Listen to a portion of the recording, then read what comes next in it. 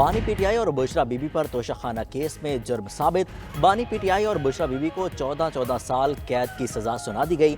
दोनों 10 साल के लिए अवामी ओहदे के लिए नाअहल करार। बानी पीटीआई और बुशरा बीबी पर 1 अरब 57 करोड़ रुपए का जुर्माना आयद। फैसला आने के बाद बुशरा बीबी गिरफ्तारी देने अडियाला जेल पहुंच गईं। एहतसाब अदालत के जज मोहम्मद बशीर ने केस का फैसला सुनाया।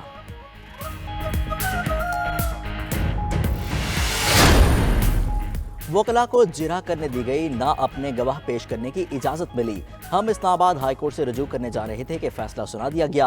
बानी पीटीआई के वकील अली जफर की मीडिया से गुफ्तगू। बोले, मुलजिम का बयान कलमबंद किए बगैर फैसला नहीं सुनाया जा सकता। उम्मीद है आला अदलिया इसे कलदम करार देगी। बैरिस्टर गोहर ने कहा, एक लीडर को खुश करने के लिए बानी पीटीआई को सजा दिलवाई जा रही है। जिरह की इजाजत तक नहीं दी गई। माजी में ऐसे फैसले कभी नहीं आए। ये ज्यादा देर रहने वाला नहीं।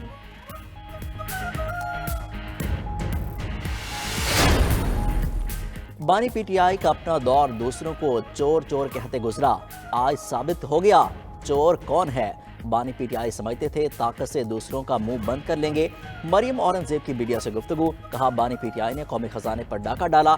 ये टोला मुनज़्ज़म तरीके से करप्शन करता था।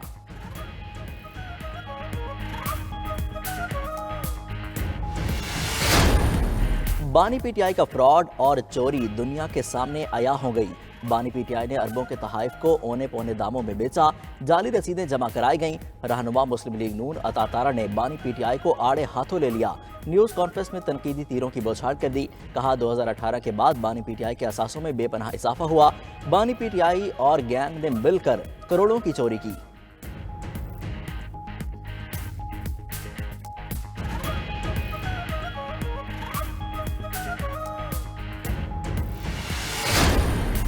बानी पीटीआई ने कागजात नामजदगी मुस्तरद करने का फैसला सुप्रीम कोर्ट में चैलेंज कर दिया। मौक़िफ़ अपनाया कि तोशाखाना केस में सजा अखलाकी बुनियाद पर नहीं हुई। अदालत इंतखाबात लड़ने की इजाज़त और बल्ले का निशान दे। उधर पीटीआई रहनुमा हमाद असर ने इंतखाबात से लड़ने से दस्तबरदारी का ऐलान करते हुए सुप्रीम कोर्ट में अपील दायर भी वापस ले ली। जस्टिस जमाल खान मंदुखेल बोले, लगता है हमाद असर सरेंडर नहीं करना चाहते। जस्टिस मंसूर अली शाह बोले, अपील वापस लेने की वजह से हमाद असर को फैसले का फ़ायदा नहीं होगा।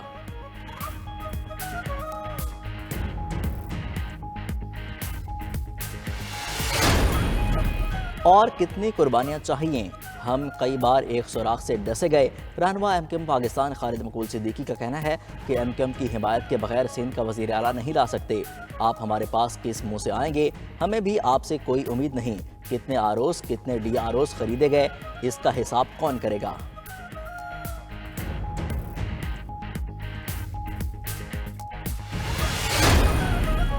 आम इंतखाबात का दंगल सजने में 8 रोज बाकी। जलसे और इंतखाबी रैलियां अरूज पर। सियासी रहनुमाओं के दावे वादे और मसाइल हल करने की यकीन दहानियां। आज मुस्लिम लीग नून नारोवाल में सियासी पावर शो करेगी। नवाज शरीफ और मरीम नवाज पार्टी मंशूर से आगाह करेंगे। पीपल्स पार्टी का आज बटखेला में जलसा शेड्यूल। बिलावल भुट्टो जियालू का लहू गरमाएंगे।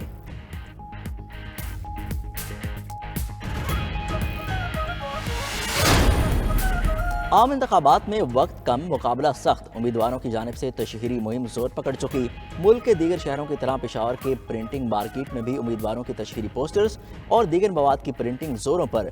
प्रिंटिंग प्रेस मालिकान और मजदूरों ने बिजली की लोड शेडिंग को रंग में भंग करार दे दिया।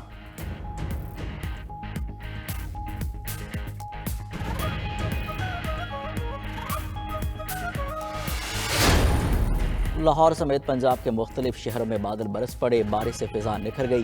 फ़ज़ाई आलूदगी में कमी। कराची में भी बादलों की एंट्री। मौसम सरमा की पहली बारिश ने रंग जमा दिया। रोई के गिरते गालों का दिलकश मंजर। आज़ाद कश्मीर की वादी नीलम, वादी तीरा, अस्तोर, मरी और गलियात में बर्फबारी। पहाड़ों ने सफ़ेद चादर ओढ़ ली। जागरा वैली, सरगन, शोंटर, ग्रेस वैली में 1 फीट तक बर्फबारी रिकॉर्ड। वादी तीरा में बर्फबारी देखने के लिए सयाहों का रश। बर्फबारी के बाद दर्जा हरारत नुक्ता इंजमात से नीचे आ गया। लैंड स्लाइडिंग के पेश नज़र सयाहों को सफ़र से गुरेज करने की हिदायत। महकमे मौसमियात की बालाई इलाकों में मज़ीद बर्फबारी और बारिश की पेशगोई।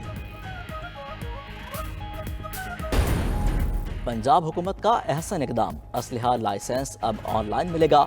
महकमा दाखिला और नादरा के दरमियान the Punjab arms licence management system का मुआहिदा हो गया। वज़ीर आला मोहसिन नकवी ने पोर्टल का बाकायदा इफ्तिताह कर दिया। बोले, असलहा लाइसेंस की ऑनलाइन तजदीद और तरमीम कराई जा सकेगी।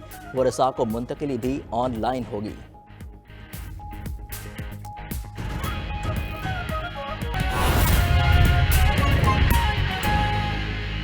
इलेक्शन कमीशन का बैलेट पेपर्स की छपाई पर हंगामी इजलास। इलेक्शन कमीशन का कहना है कि दोबारा छपाई वाले हलकों के बैलेट पेपर्स के बाद में प्रिंट किए जाएंगे। खुसूसी सिक्योरिटी फीचर्स वाला कागज़ दस्तियाब हुआ तो प्रिंटिंग की जाएगी, सिक्योरिटी कागज़ दस्तियाब ना हुआ तो उन हलकों में इलेक्शन मौखर करने के अलावा और कोई चारा नहीं होगा। मजीद जानते अपने नुमाइंदे फ़हीम अख्तर से। जी फ़हीम, बताएगा। देखिए, आम इंतखाबात 2024 के जो बैलेट पेपर्स की छपाई से मुतालिक इलेक्शन कमीशन ऑफ पाकिस्तान का इंतहाई अहम और हंगामी इजलास जो है वो chief election commissioner Sikandar Sultan Raja की सरबराही में हुआ, जिसके अंदर ये फैसला किया गया कि जिन हलकों में बैलेट पेपर की दोबारा छपाई करना पड़ रही है वहां पर छपाई के सिलसिले को मुल्क के दीगर हलकों के बैलेट पेपर्स की छपाई मुकम्मल होने के बाद किया जाएगा। ताहम इस बात का भी दारोमदार खसूसी सिक्योरिटी कागज और वक्त की दस्तियाबी के साथ प्रिंटिंग प्रेसों की इस्तेदाद पर मुनहसर होगा। इलेक्शन कमीशन ने कहा कि अगर खसूसी सिक्योरिटी फीचर्स वाला कागज मतलूबा मिकदार में दस्तियाब ना हुआ तो कमीशन के पास इन हलकों में इंतखाबात मौखर करने के अलावा और कोई चारा नहीं रहेगा। इसके अलावा इलेक्शन कमीशन ऑफ पाकिस्तान में इजलास में गौर किया गया कि जब इंतखाबात के लिए बैलेट पेपर्स की छपाई मुकम्मल की जा रही है, कुछ हलकों में दोबारा बैलेट पेपर्स की छपाई करना पड़ रही है, जिसके लिए इस मरले पर दरकार खसूसी सिक्योरिटी कागज की दस्तियाबी और बर वक्त छपाई की तकमील एक बड़ा चैलेंज बन गया है।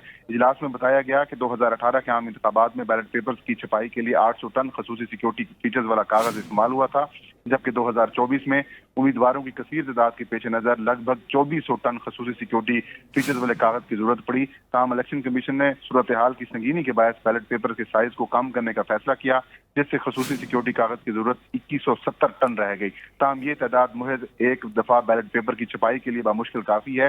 इस सूरत हाल में कुछ हलकों में बैलेट पेपर की दोबारा छपाई का बढ़ता हुआ जो सिलसिला और इस मकसद के लिए दरकार खसूसी सिक्योरिटी फीचर वाले कागज की बर वक्त दस्तियाबी और छपाई एक बड़ा चैलेंज बनकर सामने आई है, क्योंकि इलेक्शन कमीशन का कहना है कि सुप्रीम कोर्ट ऑफ पाकिस्तान की जानिब से जो मुतअद्दिद हलकों के अंदर दोबारा प्रिंटिंग के हुक्म दिए गए हैं, उसकी वजह से इलेक्शन कमीशन को काफी चैलेंजेस दरपेश। इस्लामाबाद ने बानी पीटीआई और बुशरा बीबी के निकाह केस पर फैसला महफूज कर लिया है। बानी पीटीआई और बुशरा बीबी ने निकाह केस खारिज करने के लिए दरखास्तें दायर की थी। चीफ जस्टिस आमिर फारूक ने रिमार्क्स दिए कि खावर मानिका का केस है, उन्होंने बुशरा बीबी को 14 नवंबर को तलाक दी, 1 जनवरी को निकाह हुआ तो दरमियान में 48 दिन बनते हैं। सुप्रीम कोर्ट का 49 दिन इद्दत से मुतालिक फैसला मौजूद है और इस हवाले से फैसला भी महफूज कर लिया गया है। मजीद हमें बताएंगे साकिब बशीर। जी साकिब, इस फैसले के हवाले से मजीद डिटेल्स बताइएगा। जी, बानी पीटीआई और बुशरा बीबी की जो इद्दत में निकाह के खिलाफ जो केस है, उस हवाले से जो केस खारिज करने की दरखास्तें हैं उस पर इस्लामाबाद हाई कोर्ट के चीफ जस्टिस आमिर फारूक ने जो प्रीकैन के दलाइल सुनने के बाद फैसला महफूज कर लिया है। आज समाअत के दौरान जो राजा रिजवान अब्बासी हैं, खावर मालिका के वकील, उन्होंने कहा अगर पहला निकाह दुरुस्त था तो फिर दूसरा निकाह क्यों किया गया, और ये भी कहा कि गवाहों ने ट्रायल कोर्ट में बयान दिया कि दूसरे निकाह में भी मौजूद थे। और जहाँ पे चीफ जस्टिस आमिर फारूक ने ये रिमार्क किए कि अगर कल ट्रायल चलना है तो फिर ये कैसे साबित होगा, ये 39 दिन है या 90 दिन है, ये शोर और प्रोसिक्यूशन जो है वो साबित करेंगे, ये खावर मालिका ने कहा। और अदालत ने पूछा कौन से शोर, पहले या बाद वाले, तो जिस पर वकील रिजवान अब्बासी ने कहा कि जिसके साथ 28 साल वो रही हैं वो बताएंगे। और चीफ जस्टिस ने कहा फर्ज करें कि आपने साबित कर दिया, फिर इसमें जुर्म क्या होगा। और राजा रिजवान अब्बासी ने कहा अगर निकाह बेकायदा करार पाएगा तो फिर वो खिलाफ कानून होगा। और ये कहते हैं कि अप्रैल 2017 में खावर मालिका ने जुबानी तलाक दी। खावर मालिका के पास अगस्त के शुमाली इलाकों के टूर की तस्वीर भी मौजूद है, ये कहा राजा रिजवान अब्बासी ने। और अदालत ने जो दलाइल हैं सलमान अकरम राजा के और राजा रिजवान अब्बासी के, वो सुनने के बाद इस पर जो है वो फैसला महफूज कर लिया है।